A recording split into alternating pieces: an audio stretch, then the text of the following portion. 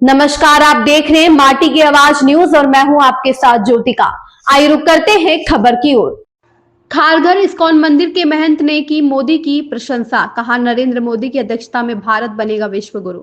ISKCON के प्रयास से नवी मुंबई के खारघर स्थित भव्य तरीके से नवनिर्मित श्री श्री राधा मदन मोहन जी मंदिर दुनिया का दूसरा सबसे बड़ा इस्कॉन मंदिर है। अपनी चमत्कारिक वास्तुकला और आध्यात्मिक ऊर्जा से सभी को मंत्रमुग्ध कर देता है। संगमरमर और चांदी के दरवाजों से सजे इस मंदिर का निर्माण 12 वर्षों की कड़ी मेहनत के बाद पूरा हुआ।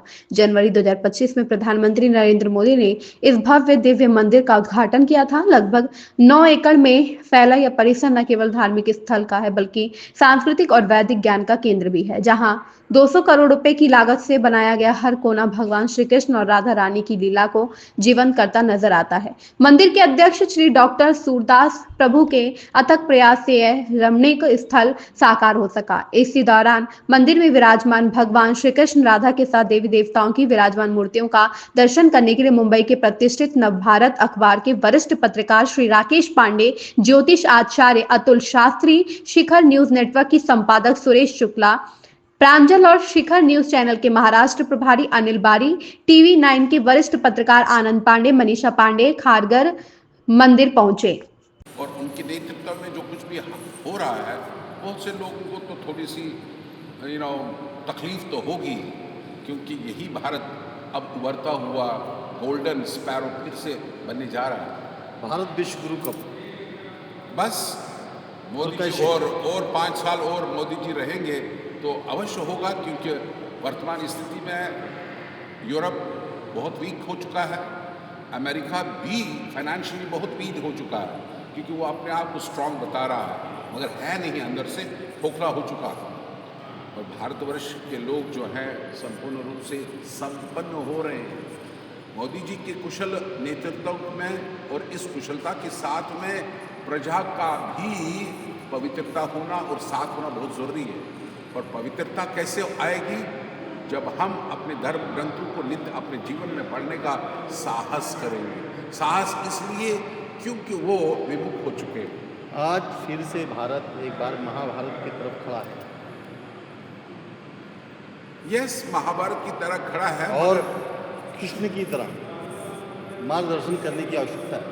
देखिए, भगवान ने 5000 वर्ष पहले भागवत गीता कही है, उसी को अपने जीवन में उतारना है।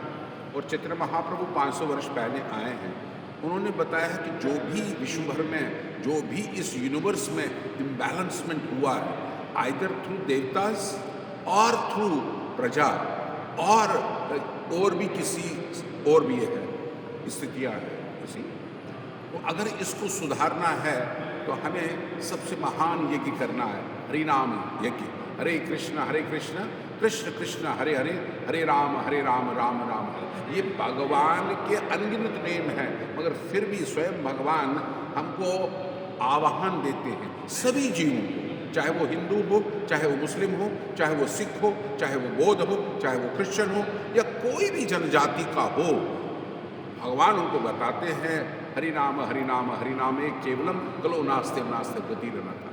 जो नहीं जानता है इसकी महत्ता, अगर वो भी इस नाम स्मरण में अपने आप को पिरोएगा, वो खुश रह सकता है। नाम प्रभाव क्या है? नाम का प्रभाव ये है कि नाम नामी से भिन्न नहीं है। जब हम हरे कृष्ण बोलते हैं तो हम भगवान का नाम लेते हैं और उनकी आराधनी शक्ति राधा जी का भी नाम लेते हैं। जब हम इस नाम को स्मरण करते हैं, कलयुग में हमारा शुद्धिकरण होता है। इस नाम से जब हम लोग सुनते हैं, वो हमारी अंतःकरण को शुद्धि करते हैं। अंतःकरण हमारे कई जन्मों से मलिन हो चुका, इसीलिए हम इस धरातल पे मनुष्य रूप में आ गए हैं। बहुत सी योनियां हैं, मगर इस मनुष्य योनि में आ गए। और जो भी इस मनुष्य योनि में आया हुआ है, उसको इस नाम स्मरण करने का अनुष्ठान करना होगा। वो निजी तरीके से भी सुखी होगा और वो प्रजा को भी सुखी कर सकता है। ये श्रील प्रभुपाद जी ने सिद्ध कर दिया है।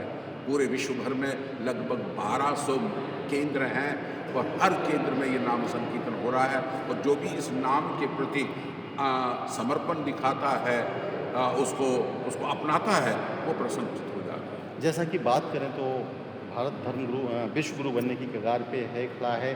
आज भी देखा जाए जिस तरह से अमेरिका ने भारत के ऊपर काफ़ी सारे कर लाद दिए हैं, उसके बाद भी भारत कहीं न कहीं प्रगति के रास्ते पर दिखाई दे रहा है। जगह जगह पे मूवमेंट उसके दिख रहे हैं और कहीं न कहीं दूसरे दरवाजे भी भारत के लिए ओपन हो रहे हैं। उसको लेके क्या सोचते हैं? हमारा यही आपसे और दर्शकों से ये निवेदन है कि देखिए, राजा जब सही होता है, प्रजा भी सही हो जाती है। एक समय में इसी भारतवर्ष में राजा वेन राज कर रहा था, उसके राज्य में वर्षा बंद हो गई थी और प्रकृति ने सब कुछ देना बंद कर दिया था।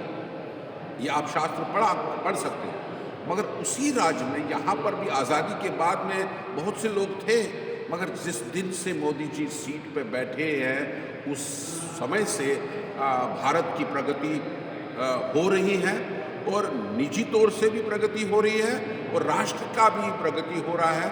और अगर वो और 5 साल कंटिन्यूस करेंगे, ये वासुदेव कुटुंब जो बनने वाले का जो हमारा जो अनुष्ठान है वो सुंदर हो सकता है। फिर से भारत जो है, भारत क्या पूरे जो देश हैं वो युद्ध के कगार पे हैं, फिर से एक बार युद्ध हो सकता है, विश्व युद्ध? नहीं, युद्ध तो राक्षस लोग करने के लिए बहुत इच्छुक होंगे, मगर हम सब भक्तों को हरिनाम करने की प्रेरणा देना है सबको, सब लोगों को, चाहे वो मुस्लिम हो, क्रिश्चियन हो, उनको नाम स्मरण करना चाहिए। भला ही अल्लाह अल्लाह बोले, भला ही जीसस क्राइस्ट बोले, मगर तस्बीह करना होगा, रोजरी पकड़ना होगा, जप करना होगा और अपने तरीके से भगवान उस परम पिता परमेश्वर को याद करना होगा और व्यसनों को परित्याग करके सिंपल जीवन जीना होगा। वही सिंपल जीवन जो है बड़ा उज्जवल जीवन हो जाता है। ऐसा कहा जाता है, शास्त्रों और पुराणों में भी वर्णित है कि इस कलिकाल में फिर से एक बार पृथ्वी का विनाश होगा, फिर से नए युग की शुरुआत होगी। आप इसे किस तरह से सोचते हैं?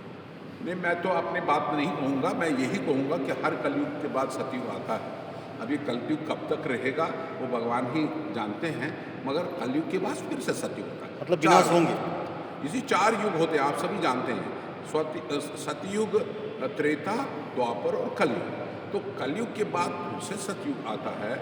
तो इस तरीके से आशा के साथ में हम आगे बढ़ते रहेंगे, अपने जीवन की चरित्र को भी पवित्र करें और फिर जाके जो हर जीव ज्योत जगाएगा तो ये पूरा दुनिया फिर से प्रसन्नचित हो जाएगा। प्रभु जी, आज मेरे दर्शकों के मन में एक बड़ा सवाल कुछ दिनों से निर्माण हो रहा है, उसका संशय दूर करने के लिए मैं आपसे बातचीत करना चाहूँगा।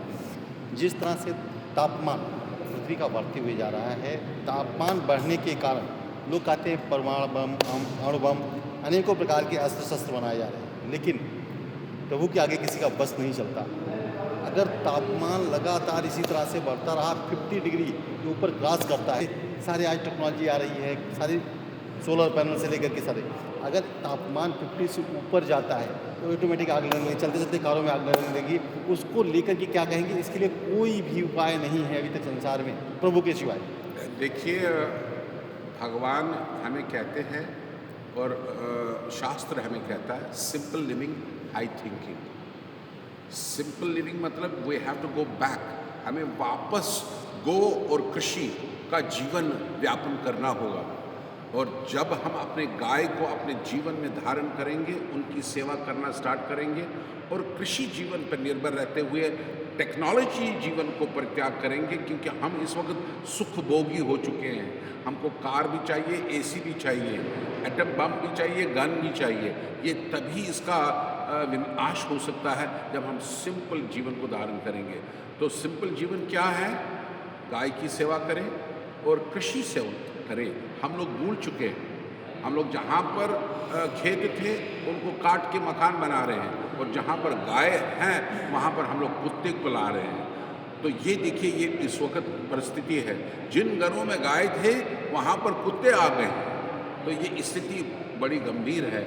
अब वही राष्ट्र बचेगा जिस प्राइम मिनिस्टर के पास में घर में गाय होगी। मोदी जी के पास गाय है, बाकी सभी राष्ट्रपतियों के पास में कुत्ते हैं, वो नहीं रहेंगे। और राष्ट्र रहेगा तो भारत रहेगा जहाँ पर गौ की अभी भी इज्जत की जाती है। मैं सभी निवेदन करना चाहता हूँ, सभी वर्ग के लोगों को, without being prejudice, without being sectarian, I am requesting Muslims, Christians, Baudd, Hindus, Sikh, to stop sinful activities. Stop killing innocent animals. As long as you make these innocent animals your feed on the dinner table or a lunch table, they are going to come back and kill you again. That's the laws of karma.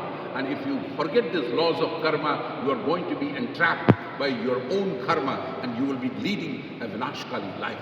I humbly beg all the work of people, stop sinful activities, stop all illicit relationships, stop gambling, intoxication, illicit sex, जुआ, ये सब परित्याग करो.